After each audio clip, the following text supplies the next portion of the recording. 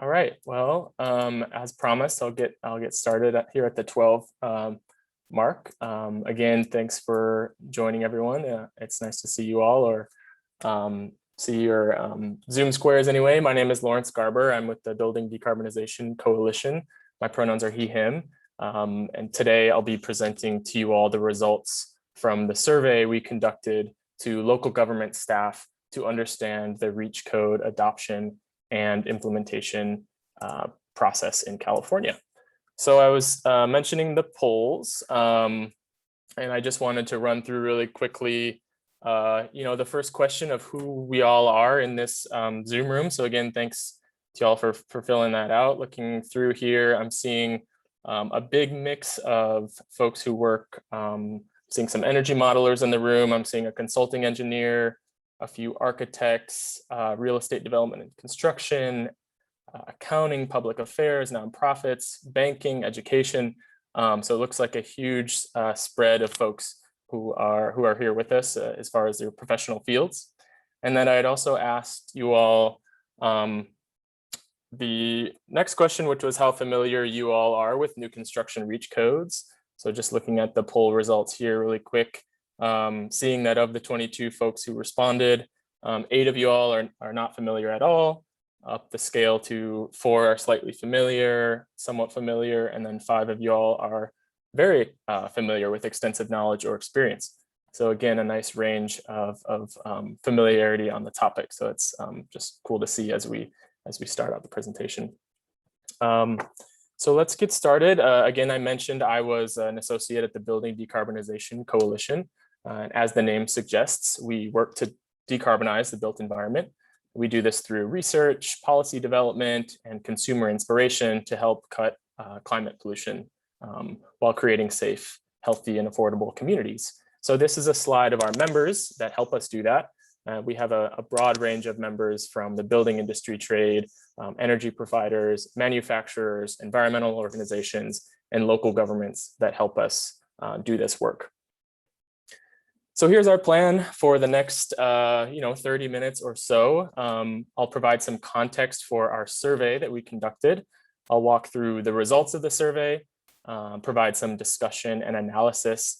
And at the end, I hope to lead a facilitated discussion with you all. And that is going to be happening through the Whova app, the Q&A session, as well as a Google Doc, which I'll explain towards the end of the conversation. But I invite you all to jot down a note or two as we go through to bring up for a Q&A at the end of the presentation. So my hope is by the end of this 25 to 30 minutes or so, you all will walk away from this with new insights on the California REACH code adoption and implementation process, identifying some nascent trends across jurisdictions, and finally be able to have some considerations around equity in all electric new construction. So I want to begin with a quote from Octavia Butler's book, Parable of the Sower. And I start here for 2 reasons. One is I love a good book recommendation. So this book is a classic, highly recommend it. But the second reason I bring up this quote is to invite you all to take it at face value, right? If the only lasting truth is change, how do we prepare for that change in our communities, in our cities, in our homes and businesses? And of course, many of you all who are attending today are hard at work on this question, preparing for change.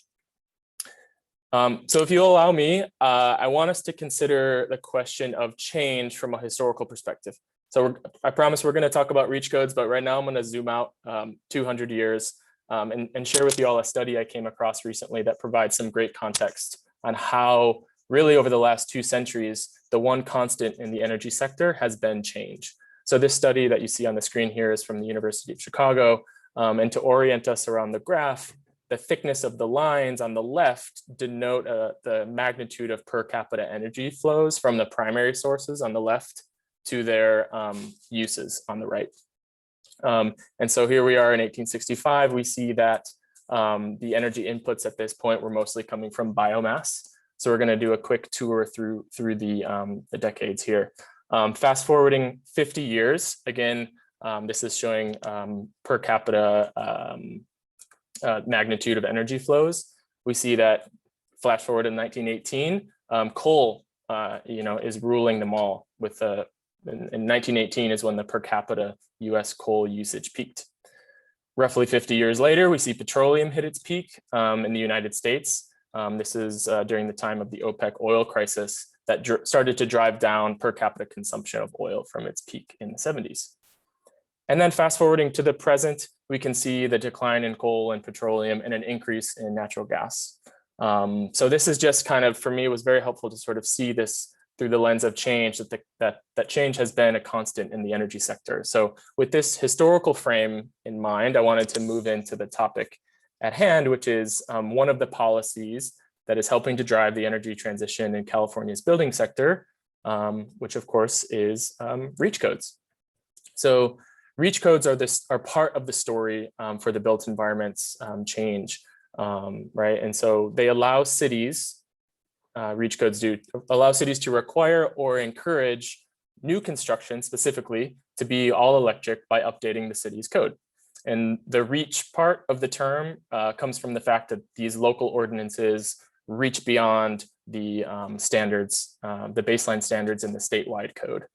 So for the purposes of our survey, the term REACH code refers to various tools at local government's disposal to advance emissions reductions.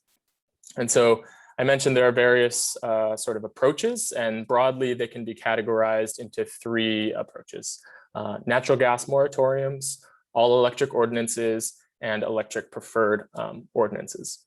And so the middle and right approach modifies Title 24, Part 6 of the California Energy Code and require California Energy Commission approval and a study for cost effectiveness, while the natural gas moratorium option modifies the zoning, health and safety, or other municipal code. And as we'll see later, each of these approaches also have exceptions that the cities have incorporated. So looking at the past almost 2 years now, since July 2019, this graph just shows a breakdown of the 44 cities and counting that have adopted some form of local ordinance or REACH code. So like I said, this graph shows the breakdown of those three types that I just previously mentioned. And just 2 weeks ago, Petaluma became the 44th city to pass a REACH code. So that's sort of what they are in the quick story. And now I want to move on to the rationale behind why cities are passing these REACH codes. And very broadly, cities have used sort of these 3 or 4 rationale to talk about, or to be the rationale for why they pass REACH code. So I wanted to walk through these 3 briefly with all of you and consider how equity plays into each of the rationale pieces. So first, let's start with health. And the first thing I wanted to point out here is that we spend up to 90% of our time indoors, right? And more of research is showing us that our indoor air quality can be much worse, up to 2 to 5 to even 100 times worse than outdoor air quality. And currently there are no federal regulations or guidelines to address indoor pollution. So these emissions come from our appliances, including stoves, for example, that can have 50 to 400% higher nitrogen dioxide emissions than homes with electric stoves. And importantly, these outcomes are not the same across communities. Lower income populations and communities of color may be disproportionately impacted by this indoor air pollution because of risk factors that include increased exposure due to smaller and older homes and higher rates of asthma. So we're not seeing this, we're seeing disparate outcomes in terms of health. The second rationale that cities have used in passing REACH codes concerns fire, earthquake, and explosion risk posed by the natural gas system. In addition, homes with heat pumps for both heating and cooling are more resilient during heat wave events. So you can see, obviously, this graph here is of the LA area from last year in September 2020. The important thing to note here is that not all residents have the same opportunities for cooling their homes. Lower income households in the LA area are much more likely to not have air conditioning. About 30% of households in LA that make less than $50,000 a year don't have AC. And importantly, heat pump technology can provide cooling and heating for residents who are more vulnerable in heat waves. So the other big rationale, of course, that cities use is to address the climate crisis, right? To reduce greenhouse gas emissions.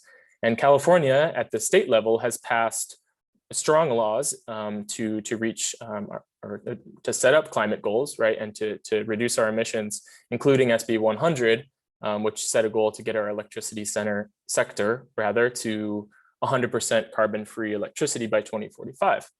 So all electric buildings will be able to reap the benefits of those emissions reductions.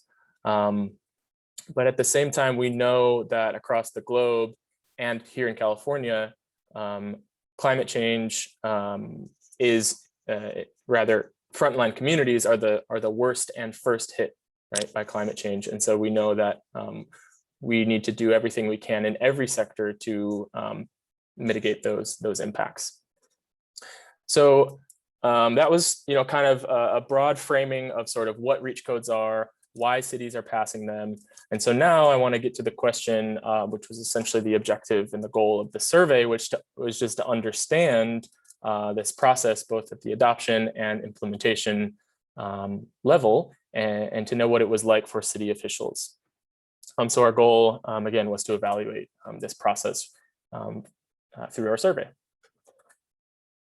And so we sent it out to local government officials across California in the sustainability, building, and planning departments. And I want to take a moment to thank the nonprofit organization Actera for their support in sending out a version of our survey to respondents, to folks in the South San Francisco Bay Area. So here you can see where the 16 responses came from, the folks, city staff who responded to our survey. And we asked a few types of questions, both quantitative and qualitative, to try to better understand, again, the adoption and implementation processes. So this graph shows that the response by reach code type of the 16 cities that responded. You can see that most of the cities had an all electric code, while about a third were still developing their reach codes. And so getting to kind of the results themselves, I wanted to give a quick summary of the types of questions that we asked in the survey. Excuse me. So we wanted to know from an adoption perspective, what it was like to connect with stakeholders and how they would change or improve that adoption process, they being, again, the city staff. And then how likely they would be to pursue this process again. And for implementation, we asked 4 types of how many questions. So how many total projects were constructed or approved from the time the ordinance was passed? How many of those projects were categorized as mixed fuel, meaning had natural gas infrastructure still included in the project? How many units total were approved or constructed? And how many of those units were affordable using the local definition of affordability? So moving into some of our results here, this graph shows the average response across participants, asking them to rate on a scale of 1 to 5, a difficulty, that 5 being the most difficult, to understand the technical aspects of the adoption process, so legal and cost, and then also sort of the relational aspects of the adoption process. And so the blue bar is the technical aspects, whereas the orange bars are the kind of relational stakeholder engagement processes. And so you can see that the blue graph shows that the cities found the technical aspects slightly more difficult relative to the orange. And you can also see comparatively that cities reported it was slightly more difficult to connect with contractors and environmental justice groups, and relatively more straightforward to connect with architects and engineers. And I'll get into some analysis of this a little bit later. So moving on, as I mentioned, we asked some qualitative questions as well to try to understand how the adoption process went and what could be improved or changed for next time. So here's a summary of the responses organized by topics that emerged from the survey. So cities broadly reported that more resources were needed in terms of outreach for both consumers and developers to understand the benefits and the need for reach codes, sort of the education piece. And they also they reported that continued support would be necessary for code language, as you can see, kind of a technical support category for both code and legal support. And they also recognized that this was a new process, right? So there would be sort of growing pains associated with it. Several jurisdictions identified that the ADU and restaurant exemptions created some confusion, and that an all electric code would be simpler for the next round. And finally, they identified a need for support regarding existing building strategy, which of course is was outside of the scope for this survey specifically, but was an interesting result. So moving on to the question of how likely they would be to do this process next time, we had 8 out of 9 cities report that they would be very likely to readopt their breach code in the next building code or the next 2022 code cycle. And the other city that reported that they were likely. So that was the encouraging result there. And so moving on to the implementation process, again, I had mentioned we asked 4 types of how many questions, right? So our goal was to get some preliminary data on how many projects were approved or built since the ordinance was passed in each city. And it's important to flag here that many of the cities are in the beginning months of having an approved reach code. So these results are quite preliminary. So we asked staff to report on the total number of projects and whether those projects were mixed fuel. And then we asked about the total number of dwelling units and the number that were classified as affordable. So we asked cities to use, again, like I said, the local definition of affordable. And you can see that 16.4% of the units, the total units, were classified as affordable.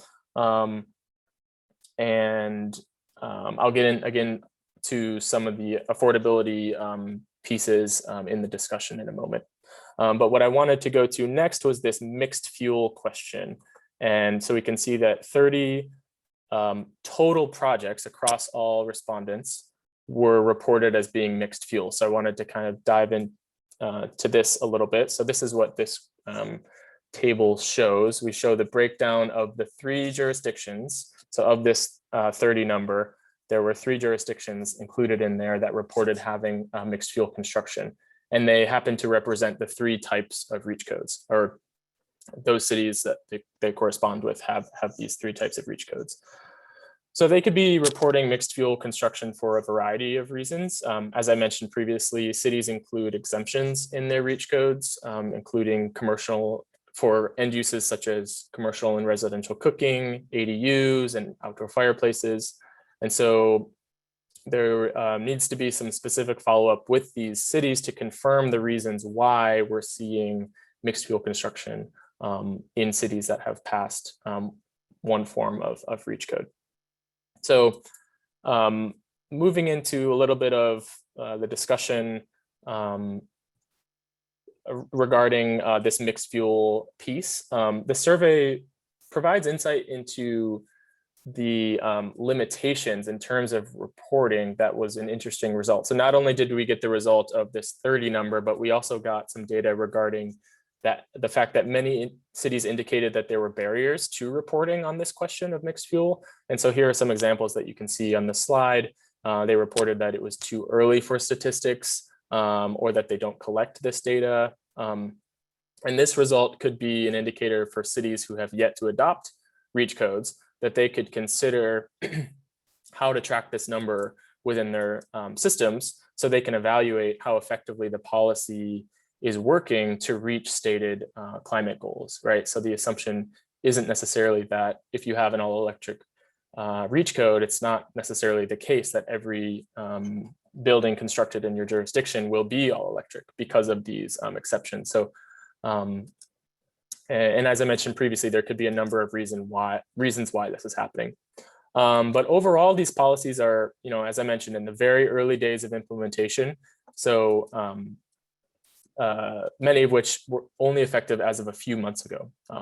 So the flip side of all of this mixed fuel question is that 93% or 93.2% rather of all the projects that reported in our survey were all electric. So moving on to the discussion about affordability, as I mentioned earlier. The question of affordability was important to us for several reasons. One, affordable housing concerns come up in many city council meetings across the state when REACH code ordinances are considered.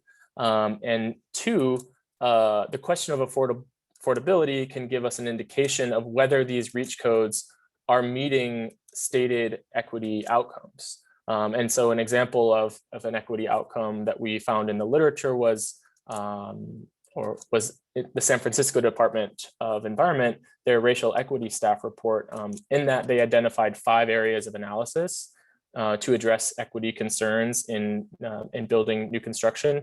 And one of those concerns was affordability. So I mentioned that we found that 16.4% of the total units reported were classified as affordable using local definitions. But just like the mixed fuel question, cities reported that they either lacked data or didn't have the process to track whether or not the project was or the units were considered affordable. So to address this, cities could proactively consider the Greenlining Institute's equitable building electrification framework. And there's 5 steps in there. But step 3 in the framework specifically calls for metrics and a plan for tracking those metrics.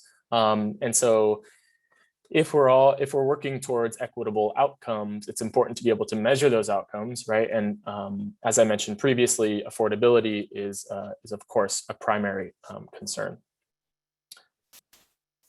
So moving back to the adoption aspect of the survey to discuss some of these findings, I put the graph up here again, just for your reference. Hopefully it's not too small for y'all to see. But again, cities reported that on average, the technical aspects of the adoption process, so technical meaning the legal options, the cost effectiveness, just kind of understanding that was more difficult relative to these sort of relational considerations.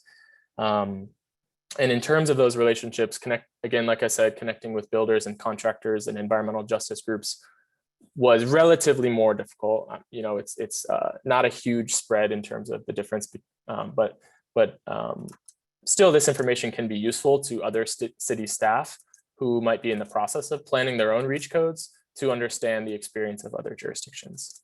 Additionally, the stakeholder groups listed here may find it useful to see how straightforward cities are perceiving it, the process to be of connecting with them, right? And of course, this is very much a sort of case-by-case basis of these connections, and it's important that important to capture these learnings, again, as I mentioned, because REACH codes are implemented every 3 years. In terms of our design of this question, it may not be that a scale of straightforward to difficult gives us the information that we need. So instead of straightforward to difficult, next time we might consider thinking through the spectrum of community engagement to ownership scale developed by Rosa Gonzalez from the Movement Strategy Center. So the scale you can see on that last bullet on the slide is ask cities to think through their outreach process using these terms: ignore, inform, consult, involve, collaborate, defer to, right? To more actively imply a relationship between the two parties rather than just having the city think about how difficult it was to engage in with stakeholders, because of course we know that relationships are complex and they're more than just a two-way street. So moving on to, again, some of these qualitative pieces of the adoption process. As I mentioned, cities reported a strong willingness to do this process again for next time.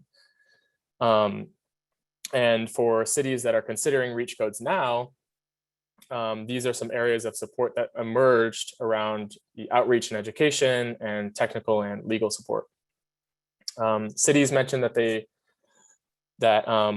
the regional code and knowledge sharing efforts, specifically in the Bay Area, were effective and wanted those to continue.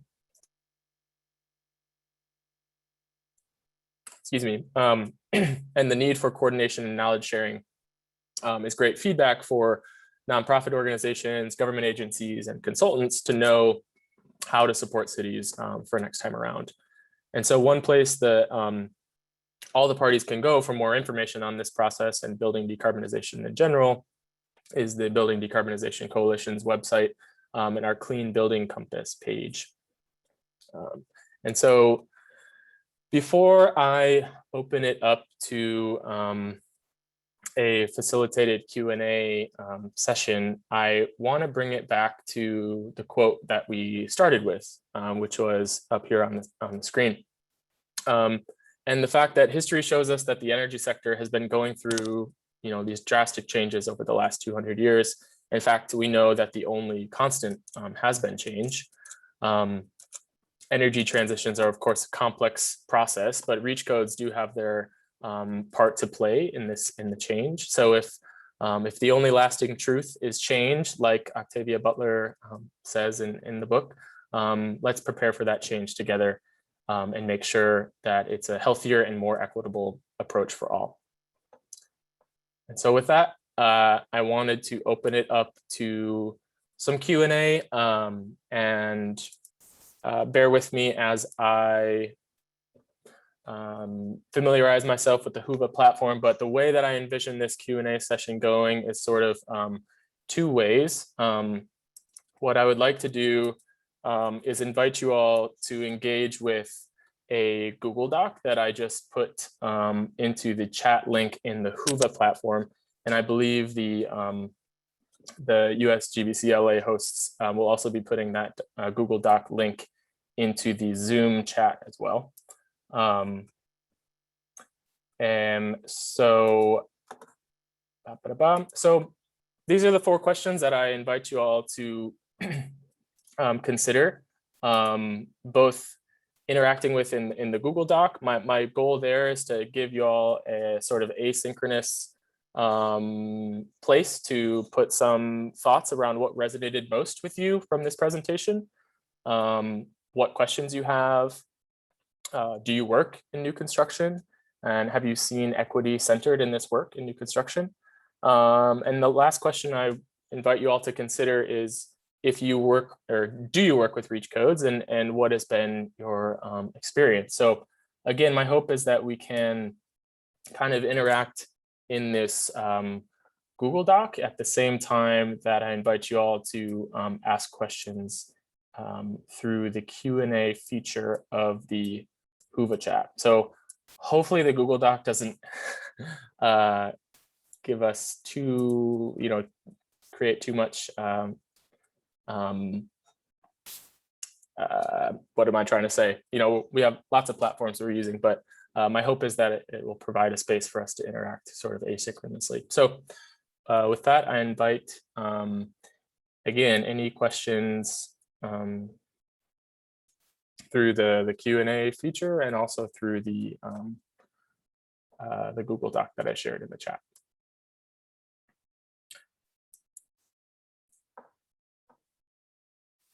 And I'll also just be kind of interacting with the responses as they come in into the Google Doc. So thanks y'all for, I see some feedback already happening in there.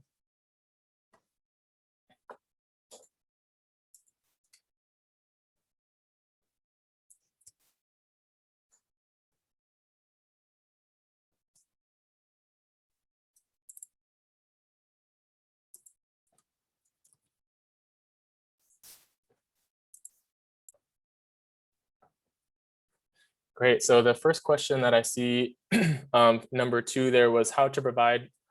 So I mentioned in the survey that cities had said that technical support was needed. So there's a question here in the chat of how to provide more technical resources for cities and communities looking to implement reach codes. So there's a number of places that I would recommend. One, of course, as I mentioned, the Building Decarbonization Coalition's Clean Building Compass on our website. And I also wanted to highlight the California Energy Codes and Standards statewide reach code program. And so this is a great resource that I'll put in the chat right now to answer that question, that provides an overview of states that have implemented reach codes in map form, and it gets into lots of the details there. There's also regional support resources, as well as, I'm sure many folks here who may be in the room right now, have resources themselves.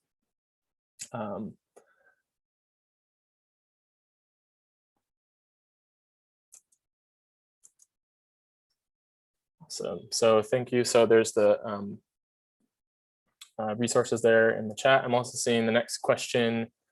In Northern California seems to have more reach code momentum than Southern California. How can our region catch up to the pace of adoption by our neighbors to the north?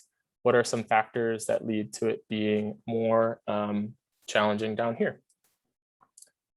And that's a great question. I think that what we've seen happening sort of as a trend in some of the Bay Area cities that's pretty encouraging is that, I mentioned those three types of reach codes: the natural gas moratorium, so the sort of broad categories, all electric reach and the electric preferred. We've seen a trend over the last kind of year or so of cities moving more towards this all electric approach, which I think that can be one lesson learned from for folks in Southern California, to sort of look at that trend and sort of understand the nuances between the three approaches. And then the second part of the question, what are some of the factors that lead to it being more challenging? So to be honest, I'm less familiar with the Southern California context, but of course, there are a number of barriers to reach codes being implemented. One of them, of course, is the political feasibility. And I mentioned that the natural gas moratorium, or maybe I'm not sure if I mentioned this, but often the natural gas moratorium route can be looked at as having harder in terms of politics. So going with the all electric approach might be one thing that Southern California folks can consider. Reach codes, have they been implemented on large infrastructure projects with examples? That question is a really a good one. I think one of our goals for after this survey is to follow up with the specific cities who we've reached out to kind of dive into sort of a deeper case study type approach, where we see, okay, so you've reported this many projects total just as a number, but let's dig into what's behind those numbers specifically. So and so that question regarding the large infrastructure projects is a good one. Yeah. So I'm just gonna look down here at the Google Doc as well to digest some of the other information that's been coming in, and then check if there's anything in the other chats.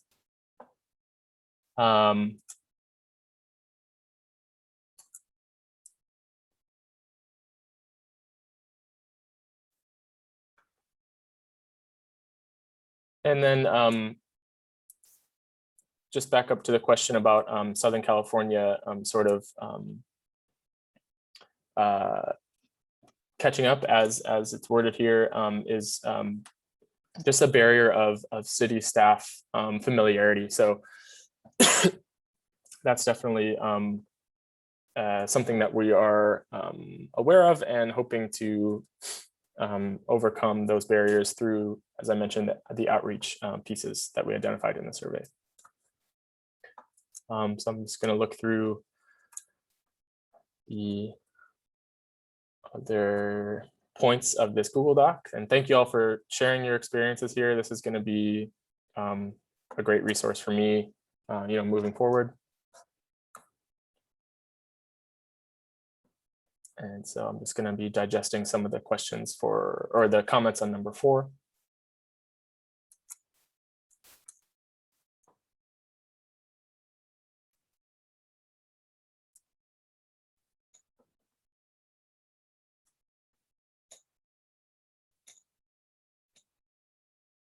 And I'll also point out, appreciating those who shared the California Energy Commission workshop Zoom links here in the Google Doc.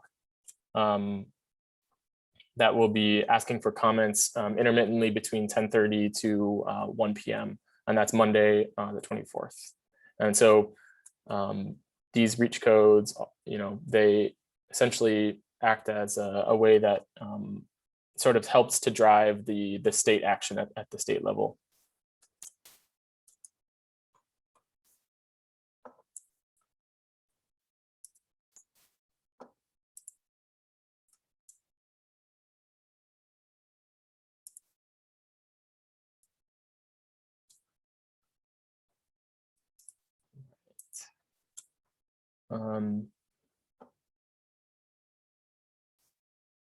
Any other questions? I'll be looking at number 2 or in the Q&A feature.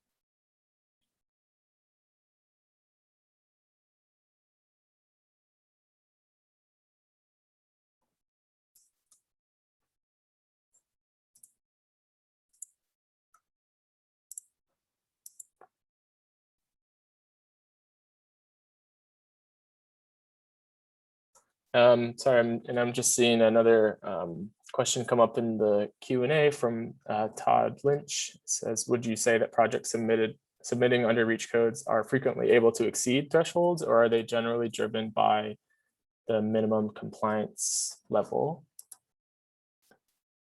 And so it depends on the reach code specifics, I would say. There are typically ways to exceed the code.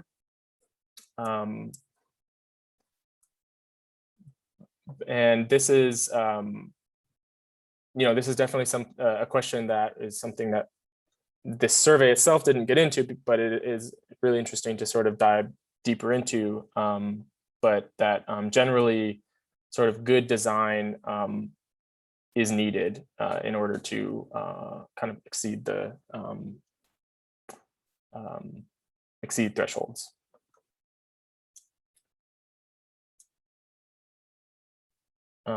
Great, and so I'm seeing in the, let's see, the Zoom chat that there was a question of, can we get a copy of the doc? And so yeah, I mean, so in terms of Rick, this you could feel free to save a copy of this onto your own drive. If you wanted me to share the link out with you specifically, I'm happy to do that. Happy to connect through the Whova platform, etc. But like I said, we can consider this document itself to be a resource for all of you. Thanks, Rick.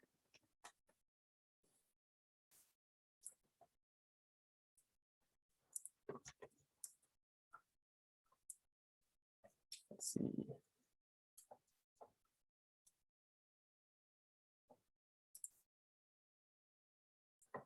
I'm just going to read through some of the responses that are coming in on the third question regarding equity being centered in this work. This response says, yes, with new construction, equity goals need to be clearly stated, prevalent on public projects, diversity targets, or with building certifications. And that's great feedback. So thank you for that.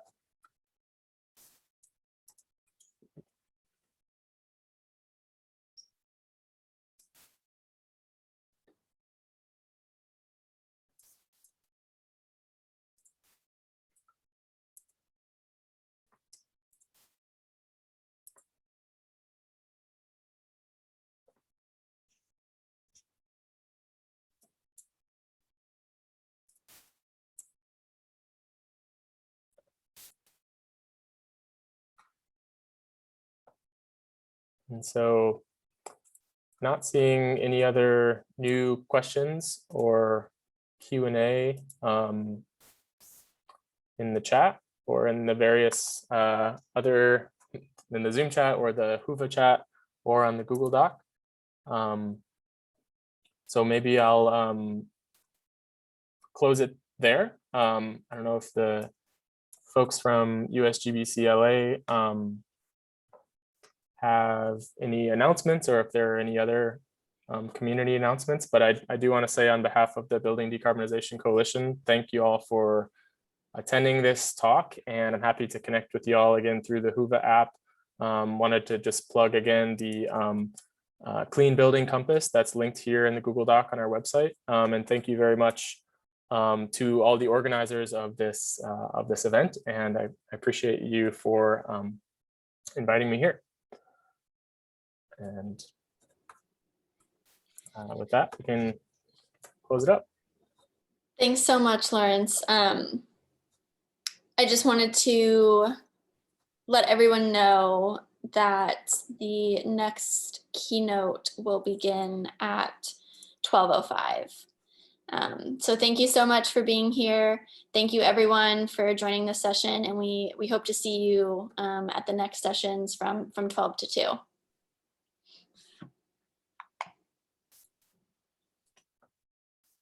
Thanks, everybody.